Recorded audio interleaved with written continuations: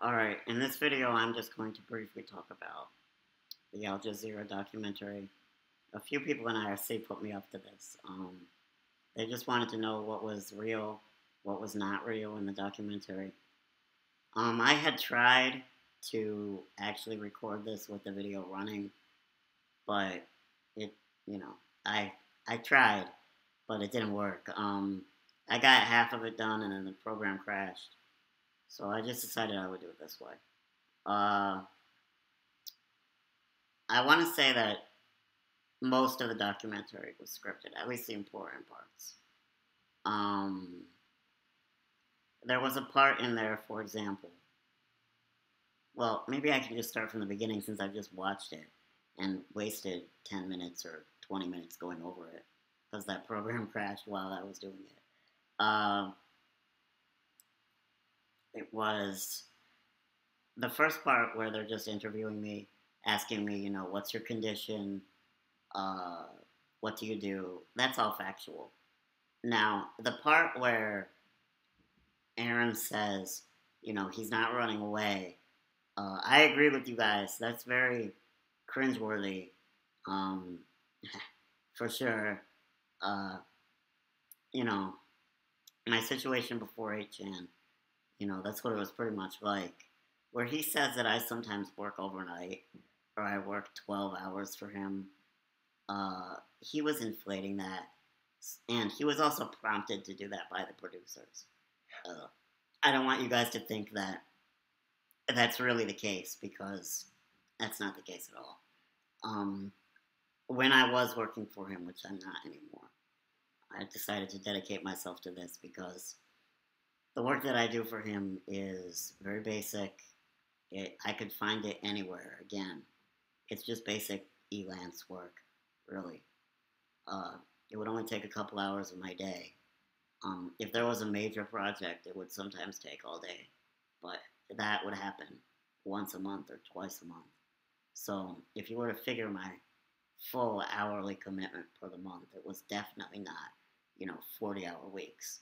There would be no way that would make sense for me. So, um, yeah. So that was, but the part where he said, he's not running away, that wasn't scripted. Um, and, even at the time, I had thought that that was inappropriate. So, make of that what you will. Uh, moving along. I feel like the documentary in general, like especially that part with Aaron, we had to repeat that part 7 or 8 times. It was like we were on a movie set, really. There were three people. There was the cameraman, there was the one male producer, like an Indian guy, at least maybe Pakistani, I don't know.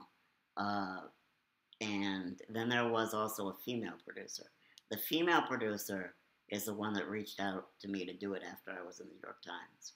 The male producer just had was there too, and then there was the cameraman on whose channel the video was on. So anyway, after that scene with Aaron, there was the phone call to the nurse.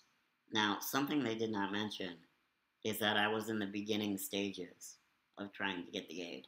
Yeah, it was pretty slow, but I'm sure if you guys have worked with the government before, everything is slow. So, you know, they blew that a little bit out of proportion. Um, let's see, what else? After that scene with the nurse's phone call, they had the whole city scene, which was totally made up, 100%. None of it was real. Uh, she told me to book Accessoride. She said, we're going to the city to do these things because it'll look good for the camera. Why would I go to the city to buy reachers, first of all? I buy them on Amazon. She was also very fixated. The producer really runs the show. She says, what she wants you to repeat. And I feel like the way that they really do this, if anybody's ever on reality TV and, they want my advice, the way that they do this is they just keep trying to get you to repeat and repeat until you just get sick of it and break down and say what they want you to say. So I eventually just gave up on some points. This was one of them.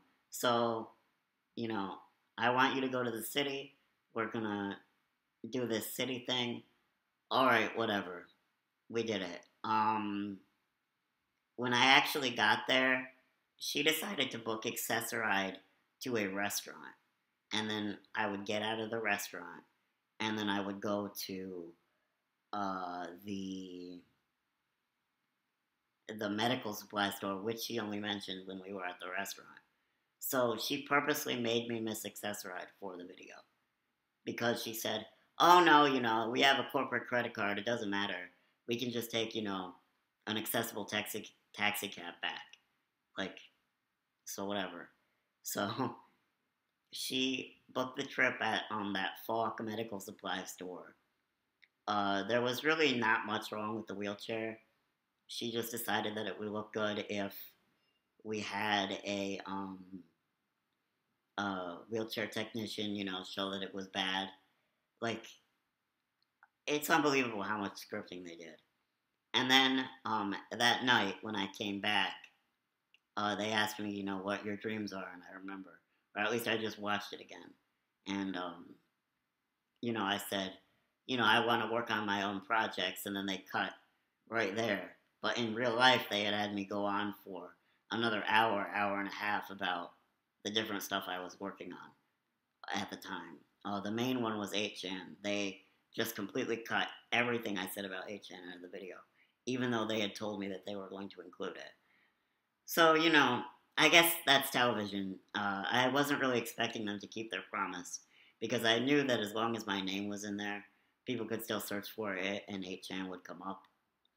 But they promised multiple times on the phone beforehand, while they were there, while they were talking to me about 8chan, they said they would put it on.